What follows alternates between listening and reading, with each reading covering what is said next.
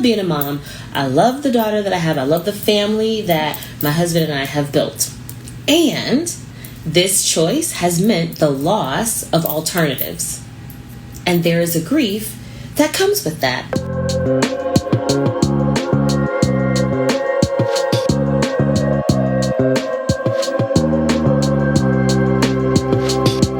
You're listening to the Life Edit Project podcast, where busy, ambitious high achievers get the tools they need to fight perfectionism and overwhelm so they can smash their goals without all the drama. I'm your host, recovering overachiever turned professional life coach, Elizabeth Burrows. Let's get to it.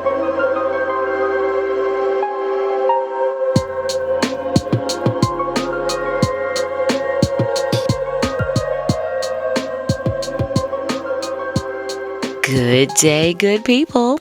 Welcome back to the Life Edit Project podcast. As always, I am your most favoritist life coach and podcast host, Coach Elizabeth, and I am just ecstatic that you have tuned in and decided to join me here today. This is episode 52 of the show.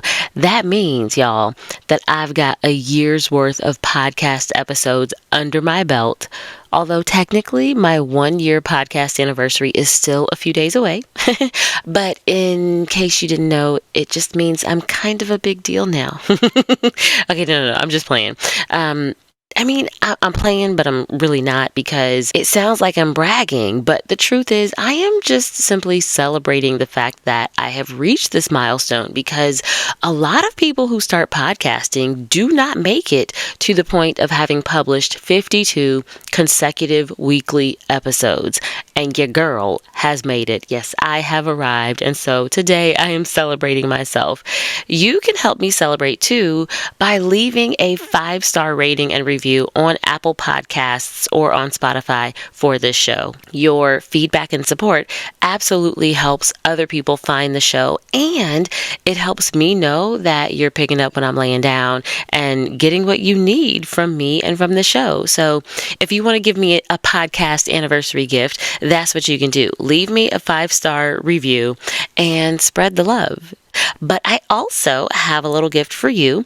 Episode 55 is going to be all about you, my lovely listeners. I am bringing back the Ask Me Anything segment. So if there's anything happening in your life that you want me to weigh in on, or even just any random questions that maybe you have about me and my life, here is your chance to ask your questions and get you some answers. Check out the show notes for a link to the form that you'll use to submit your questions, and make sure you get your cues in by Saturday, June 1st for a chance to have me give you an A right here on the podcast. Okay, so that's all the housekeeping for today.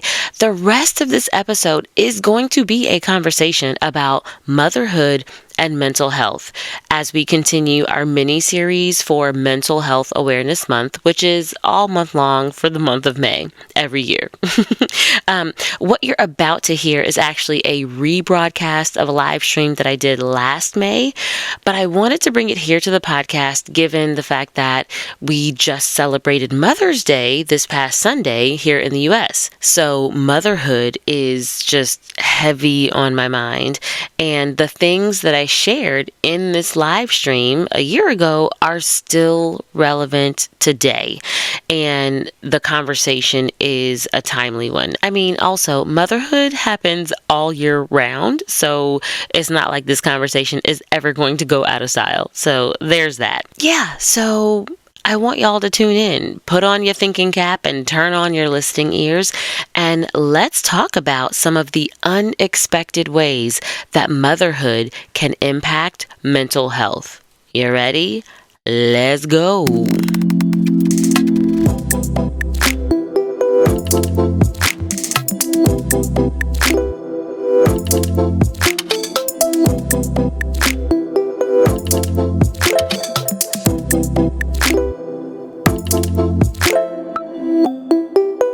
What's up, everybody? My name is Elizabeth Burrows, and I'm a life coach for busy high achievers. And today I want to talk to you about motherhood and mental health.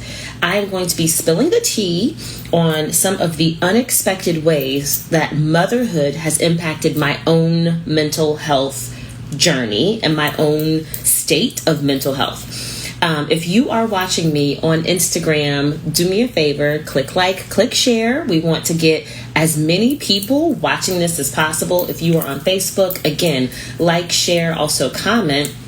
And don't just share this with the moms in your network, because I actually think that conversations like this can be really powerful when men and fathers and even children, right, to the capacity that they can understand any of this conversation. I think the more people that understand how motherhood can impact women, the better, right? So let me just start there. Let me also just do this little disclaimer. What I am going to tell you represents my experience, my personal experience. I am not saying that my experience is a universal one, right? So I just want to say that out loud on purpose. And I'm also going to say that nothing that I'm going to tell you in this broadcast is going to be a jab against fathers. And it is definitely not a jab against my husband, who, I am raising my daughter with. And it's not a jab against the man that fathered me, my dad, right? It's just my experience, right? And I cannot for the life of me tell you what the mental health impact of fatherhood is on a man from a personal experience, because I am neither a father nor a man, right? I have lots of thoughts and opinions and observations that I could share with you, but that's not what we're talking about today. Let me also say we're having this conversation today because we're just a few days away from Mother's Day 2023, and May is also the National Mental Health Awareness Month, right? And I was kind of going through my notes, and I was thinking about what I was going to talk with you all about. And I realized that these two things were coming up, and I hadn't said anything to anybody yet on the socials about Mental Health Awareness Month. And I hadn't said anything to anybody about motherhood. And I was like, what am I doing with my life? My people need to hear this. So here we go. So, of course, y'all know I have my notes because I don't want to forget anything. Okay. And let me also say, before I dive into my list, I am not going to be talking about the things that you expect someone to say about how motherhood may have impacted their mental health, right? All of the things that we know and expect about motherhood and mental health, things like exhaustion and overwhelm, right? Like I'm not talking about that stuff. Even kind of like learning how to love your body after having a baby. I'm not talking about any of that, because that stuff is expected, right? There's conversations out there about all of that. Those were the things, at least for me, that I knew to be on the lookout for. But when it comes to the things that have made my list, I think these were the things that I did not see coming. And they're the things that didn't feel to me like they would be super obvious, but they've been real. So I'm going to start with probably the most surprising thing in my experience has been overstimulation. And this is newer to me. This has been kind of a slow burn development. And also for context, my daughter, I have one kid, just one and done. Don't ask me to have no more babies. I'm going to talk about that. We're going to come back to that. I have one child, and she is 9 years old. She just turned 9 last month. So that's your context. So my motherhood journey so far has been 9 years plus pregnancy, because I'm going to count that because it counts. Just don't argue. You want to argue about that, argue with your mama. Don't argue with me. Okay. So the first thing that has been probably more recent for me is overstimulation. lately, I find that by a certain time of the day, I have reached my capacity of what I can tolerate in terms of noise, in terms of touch, in terms of just like people being in my space. And I'm throwing this in the bucket of motherhood and not just regular life, because when it comes to caring for a little human that lives with me and shares my space, here's what I know about little kids. Kids are louder than grown-ups. They are. So my daughter makes more noise than just I would make sitting around the house by myself. And as a mom, my experience is that my daughter loves to be all up under me. I have an affectionate daughter, which I love and I adore. But there are lots of times where she wants to touch me and I can't handle the touch, right? And then even when she's not touching me, sometimes she's just in my personal space when what I really need is 10 feet of separation from everything and everyone. Right? Like, it would be enough for me to go into a different room of the house if she stayed in the room where she is and the doors are open and it's fine and she could talk to me from the other room. Sometimes I just want physical distance, and if I get up and go into the kitchen, she's going to get up and follow me into the kitchen. If I go and sit on the couch, she's going to sit immediately next to me, 3 inches away from me on the couch, even though there's 5 feet of couch that no one else is sitting on immediately to her right, right? So things like that. And I find that as a mom, it is all of the stimulation that comes with the motherhood role that adds to the stimulation that drives me over my limit. And so, and then I say this is a mental health impact because when I reach the point of being overstimulated, I get cranky, right? So it has impacts on my mood. It has impact, like I immediately have to create some boundaries so that I can reduce the stimulation and find my normal, like come back to baseline so that I am ready to accept and receive more stimulation, right? And so it impacts like how I feel, and if I'm cranky and if I'm not using my tools right, if I get overstimulated before I realize I'm overstimulated, I might like lose my temper a little bit, right? And then I find myself not being the kind of mother that I want to be, right? So those are definitely real life impacts. So that's the first one on my list. What's the second one on my list? We're talking, if you're popping in, we're talking about my personal experience of unexpected, surprising mental health impacts of motherhood on me. So I'm going to give you another one. So number 2 on my list is grief. All right, hear me out. So I don't want this to seem like I am making light of or being insensitive to the very real and particular grief that comes with the experience of losing a child or losing a pregnancy, right?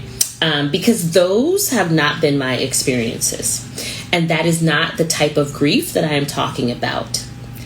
However, I felt and still feel really unprepared, and I have been caught really off guard with dealing with the constant grief that comes with mourning the loss of who your child used to be. So you have a baby, they come out as a newborn, and they're only a newborn for this little blip of time. And then the newborn is replaced by a baby, and they're a baby for a little blip of time, and then the baby gets replaced by a toddler, and then the toddler gets replaced by a big kid, and the big kid gets replaced by a tween, so forth and so on, right? And while it is an amazing miracle to watch kids grow up, I have found that for every new stage that my daughter reaches, I am actually grieving the fact that who she was is no longer with me. So you know how Facebook and actually even like my iPhone is really good at showing me memories of pictures. Like 4 years ago on this day, and it shows me a picture from my camera roll, and I look at these pictures. 4 years ago, my daughter was 5, and she had the look of, not a toddler, but a little kid, right?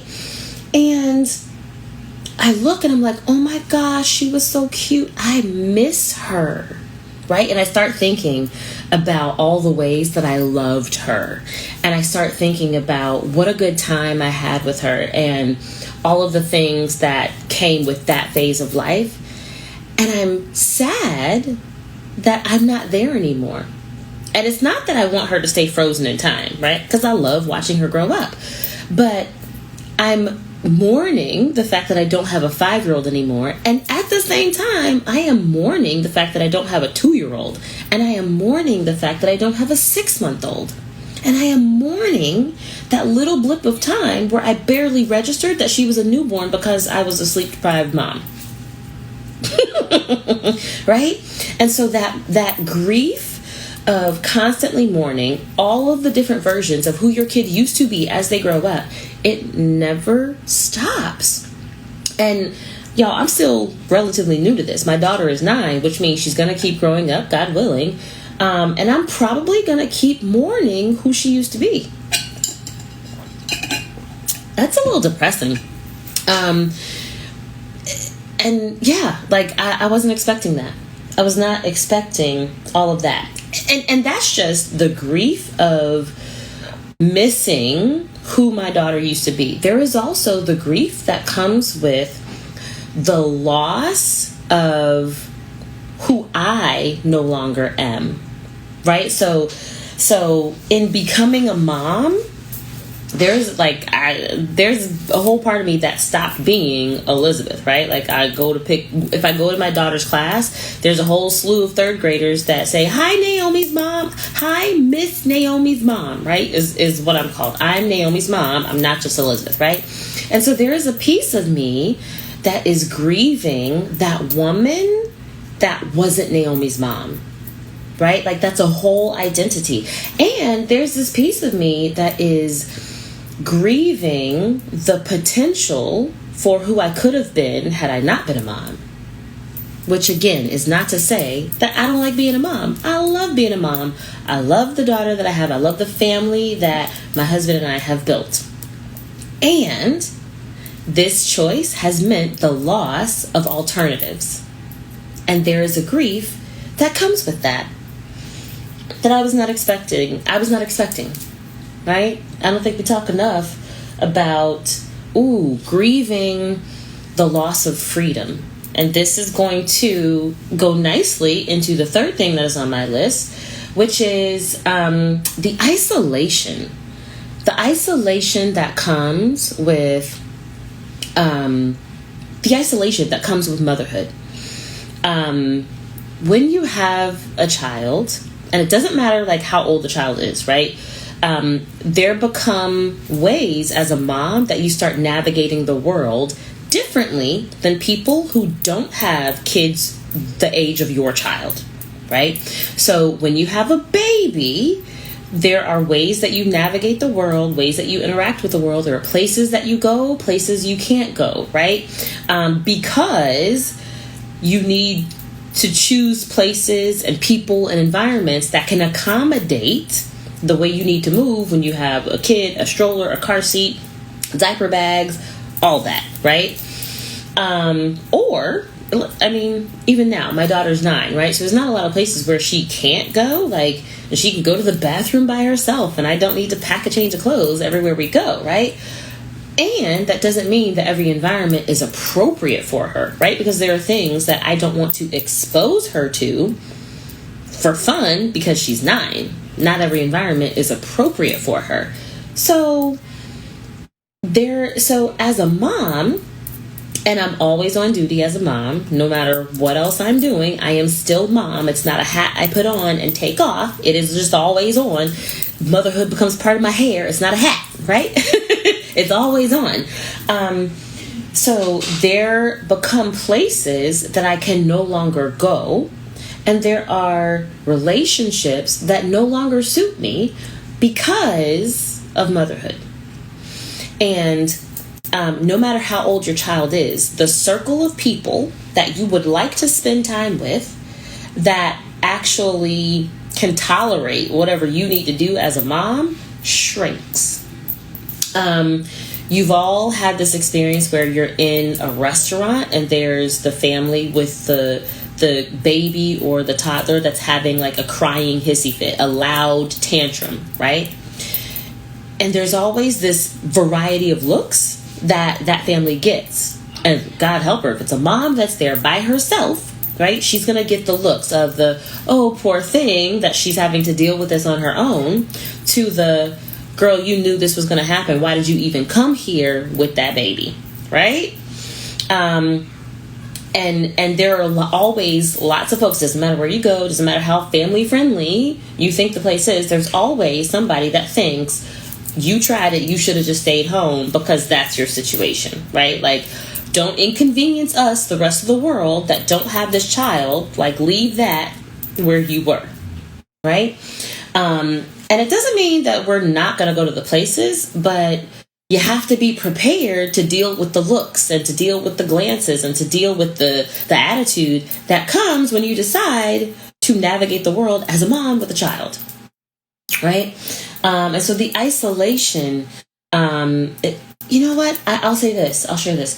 I had a friendship that I think I lost after becoming a mom. Someone that I was close friends with. And our relation, like, we were in different places of our life where we were spending our time differently. And there was one change and kind of one fissure, I think, that happened in our relationship when I got married, and she remained single. And then when I had a kid, it was like all of a sudden I was an alien and we had nothing in common, or at least she just, I don't know, because the friendship just kind of petered out. It faded to black. There was no big breakup, no dramatic conclusion, no arguments, none of that. But the nature of the relationship changed, right? And it can be hard enough as a mom to try to make friends, but it's also hard to maintain the relationships that you have as a mom, moving through all of those phases of motherhood. So yeah, the isolation was something that I did not expect, because I feel like I'm the kind of person that likes kids. And I tend not to be that person that's giving ugly looks to the mom that has a kid that's throwing a temper tantrum in public. I tend to be much more compassionate and accepting and like, oh, something must be wrong. Like, give them all the help and all the grace, right? That tends to be my reaction. And I have friends that had kids before I had kids, or have kids of different ages, and I don't feel like they are burdensome. And so I think I didn't see it coming. And even now I know that there are folks who love me dearly who have kids that are different ages, maybe older than mine, right? So my daughter's 9, which means she still requires supervision. I can't just like leave her at home and be like, hey, here's some cereal and the remote control. Good luck, kid. Right? I can't do that. So if I want to make plans and go out late at night, like, I have to coordinate with my husband. And if he's not available, I have to coordinate with somebody else to make sure that my daughter is taken care of, right? And there are folks who understand that. But because they know that it takes this extra bit of coordination, there's a spontaneity that is not accessible to me in my life, right? There are things that I don't get invited to because people feel like it would be too much trouble and they don't want to inconvenience me with their last minute requests, right? And so it's not malicious at all, and they're actually trying to be really considerate, right? But it ends up creating isolation. And I didn't see that coming. So that's the third thing on my list. So if you're keeping track, the first thing on my list was overstimulation. Had no idea that was a thing. The second thing is grief and all the different things that there are to grieve in the journey of motherhood that has nothing to do with loss of life, loss of alternatives. It is something to grieve. And thirdly, I talked about isolation. Something else that I did not see coming. I feel like I should have seen this one coming, but I didn't. Let's call it the invisible workload. There's just a lot of work that comes with motherhood that is beyond the work that you expect to come with motherhood. And there is no way to prepare for it because you don't know what you don't know. Right? And there are some things that are impossible to prepare for. You just have to experience them and figure it out along the way, right? And so just the hugeness of the responsibility, the never-endingness of all the stuff that I now am responsible for as a mom, that is never going to stop or go away. Just the hugeness of that the magnitude, that's the word, the magnitude of work and emotional labor that I did not see coming with motherhood is a lot, and there's no way to plan for it.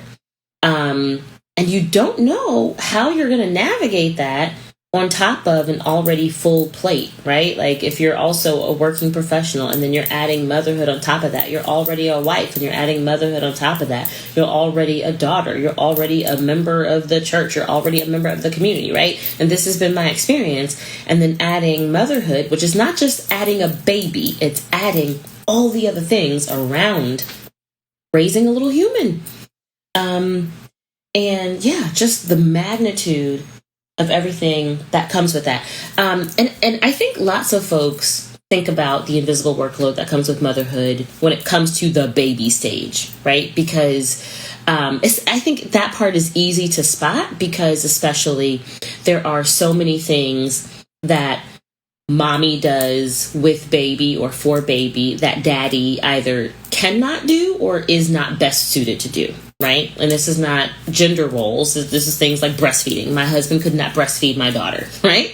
And so there are obviously things that happen very early on in baby's life where it seems very unequal or unequal in what mom is doing, the tasks that she has to take care of versus what dad does. But my experience has also been that the unseen and the unexpected workload evolves just as the kid gets older, right? So the best example I can give you now is I have a daughter, and she's, as she will tell you, a tween, right? So she's 9. She's not quite a preteen. She's a tween, right? But it also means that real soon we're going to be having conversations, or actually we're already having conversations about things like puberty and adolescence, right? And that's going to be a whole thing that happens. And guess what? Dad is not a woman. And so there will be things that are appropriate for me to talk to my daughter about or to help her with that dad may not, right? And so it just becomes part of my workload because that's I'm a mom with a girl, right? And so there and in every phase of my daughter's childhood so far, there have been these things that my husband is not suited for as father, but that I am suited for as mother. And then now, let me just also say, because it's not a jab at him, the reverse has been true. There are things that as father, he is better suited to than I am as mother, right? So he has his own workload of things that he does and that he takes care of. But that invisible workload of things that are, for me as mom it just evolves. It doesn't ever quite go away. And I did not see that coming. And y'all, let me tell you, it's a lot. It's a lot. And just one last thing on my list here. And I didn't originally put this on my list, but I have to put it now. And it is decision fatigue. Y'all, the number of decisions that I have to make on a daily basis for or about my daughter is huge. And if we just talk decisions about food, so let's say, on average, I am making 3 decisions a day about what to feed my daughter. And I'm not just saying meals, because sometimes she chooses some of her own, right? But let's say that's including snacks, right? Can she have it? Can she not have it, right? What is it going to be? What am I feeding, right? Let's say I'm making 3 food decisions per day about my daughter. And let's say I make 3 food decisions for my daughter a day from the ages of 2 to 10. Let's just say that's an average, right? Some days might be more, some days might be less, but let's say it's an average. Like, somebody do the math right quick, because I'm all tapped out here on my devices. But that's a lot of decisions. And that's just one type of decision about food. There are all other kinds of decisions about what she can watch and when and what time she should go to bed and what chores she gets assigned and what friends she's allowed to associate with outside of school. And there are so many decisions. And I'm not the only parent in the house making decisions, but I spend more time with my daughter because I work from home. And so she spends more time with me. So I'm the one that happens to be around for a lot of the decisions that, and a lot of the questions that she comes up with, right? So she just happens to turn to me, Mom, can I? Mom, what should I? I don't know. I don't know. And sometimes I don't have the capacity to decide. And having to make decisions, like, there's so much research out there about decision fatigue. We do not, as humans, have an unlimited capacity to make decisions in a day, right? Like, at some point, your brain is like, you know what? I don't know and I don't care. Do whatever you want. Do whatever comes naturally. Like, go with your instincts, right? And you just start making really terrible, reckless, non-strategic, lizard brain decisions. Yeah. Motherhood creates so many decisions that have to be made. And it's exhausting. And I'm not speaking about the exhaustion itself, the tiredness, right? The stress, the overwhelm. I'm not even talking about mom guilt. Like, this is just my little list of unexpected ways that motherhood has impacted my own personal mental health. Yeah, so that's a lot. Let me look at my notes, y'all, because I feel like I forgot some stuff. If you have any questions or comments, like, drop your comments into the chat, because I would love to respond to you. Yeah, let me check my notes here. Yeah, oh, okay. So this is an important point. So I would love to say that, all of the things that I've described here, all of these different impacts, and the impact that I've experienced on mental health it's not specific to motherhood, that it's just part of parenthood in general. But the fact is, I don't think it is. And I think if I were to ask my husband this question, I haven't done this, but if I were to ask my husband, how has fatherhood impacted your mental health? I think his list would look different than mine. I do think that he would have a list, and I do think that it would be impacted. I just don't think his list would look like mine, right? And so I think that the experience of motherhood and the experience of fatherhood are very different. And so it stands to reason that the impacts that we experience on our mental health as mothers and fathers is also different. And of course, I said this towards the top of the video, but these have been my experiences, and this is not necessarily that every mom experiences these impacts. But there are some mental health impacts of motherhood that are more universal, right? And those are the things that we already expect and that we know to be on the lookout for.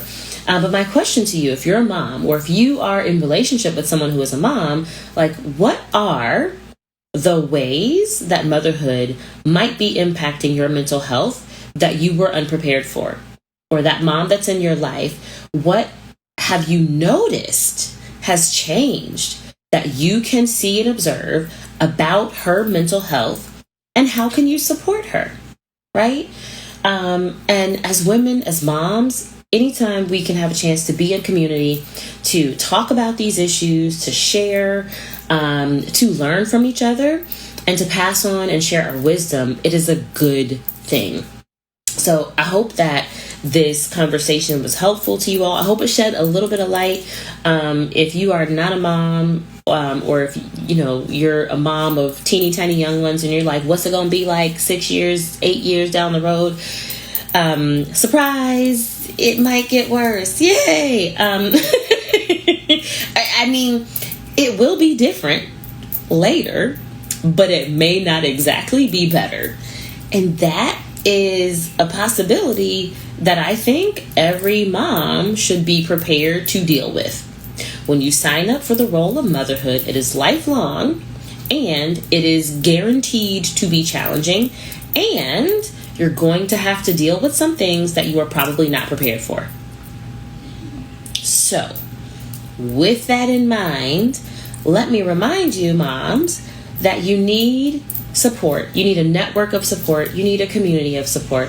And sometimes that community of support needs to include professionals that can hold you down and help you and give you tools and resources so that you can be a better mom, so that you can maintain or improve your mental health. So, again, I'm a life coach. I'm here to help, especially moms who would love to be momming better. So if you are interested in talking to me about how my one-on-one coaching services can help you improve or maintain your mental health while you navigate motherhood, holla at your girl. You can tap the link that is in my bio to book a free sales call, a free consultation with me, and we can talk about how my one-on-one coaching services can help you. We can talk about the challenges that you face with motherhood. We can pop the hood on what's really been going on, how motherhood has actually impacted you, and how we can better support you. And I can help you build out a system of support for yourself that you can take with you into every phase of motherhood that is still ahead of you. So that is my call to action. Thank you so much for tuning in. You have been fabulous. If you have questions, comments, drop them in the comments. Even if you didn't catch this live, I read all the comments in the replay. If this has been helpful, save this so you can refer back to it, and then also share it out, right? Share it with someone that you think would benefit from this conversation. And don't forget to follow me at Life Edit Project, all one word, on Instagram, Facebook, Twitter. And you can always check out my website at lifeeditproject.com. So, okay. I also said I was going to come back to the whole don't ask me to have any more babies conversation. So, it's always a good time to give this reminder. And the reminder is, stop telling women that they need to have babies. Stop it. One, it's rude. It's just rude to tell people what to do when they are not reporting to you, when you are not, in authority over them. Like, stop telling women what to do, including stop telling them to have babies. It's also insensitive.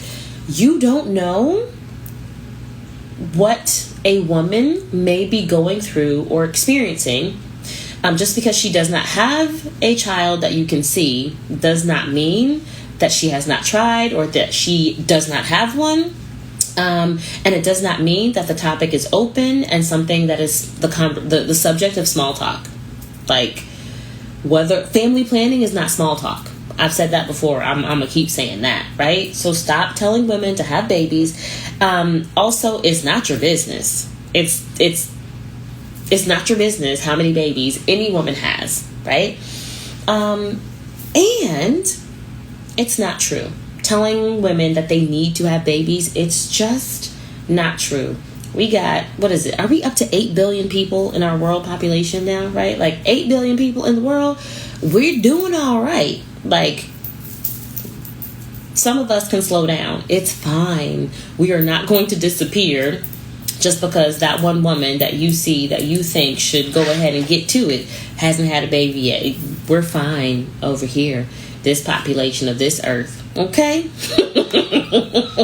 So that's just a reminder. I would love to hear from you again. If you have had any unexpected mental health impacts from your motherhood journey, I would love to hear from you. Drop it in the comments, drop me a DM, all of that. I welcome it. And thanks so much for tuning in. I hope to talk to you soon. To all the moms that are following me or seeing this, have a wonderful and happy Mother's Day. P.S. Ask for what you want. Okay. Love you. Bye. Hey, thanks for tuning into this week's episode. If you have a question or a favorite insight from today's conversation, I would love to hear from you. Send me a message on social media. I'm in all the places. My handle is @LifeEditProject, all one word. And of course, my accounts are linked up in the show notes to make it easy for you. So holla at your girl. I'll be back in your ears next week with a fresh episode. Make sure that you are subscribed to the Life Edit Project podcast wherever you like to listen so that you don't miss a thing. Until then, peace.